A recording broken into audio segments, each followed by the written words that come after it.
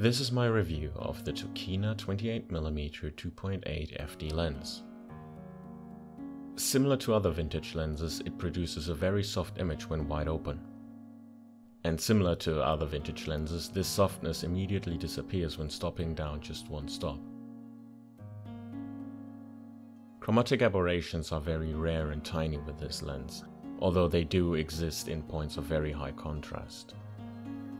Generally, it has a very solidly built metal body, and the metal aperture ring clicks with a sound that instills very much confidence in the fact that this lens might survive another few decades. The focus throw is smooth and almost 360 degrees, so pinpointing focus is not very hard. The 8-bladed aperture creates a very smooth bokeh blob in the background, and generally results in a less fuzzy and disturbing background blur. In the end, I don't think I will be using this lens too much, simply because of its focal length.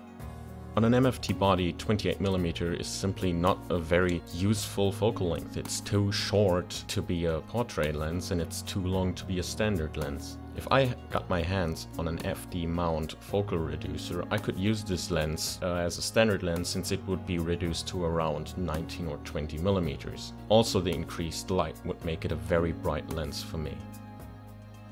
Generally, I think this lens is very good for people who need or want 28mm lenses, especially for people who use ASPC cameras, because that is actually a little bit below standard length and a slight wide angle.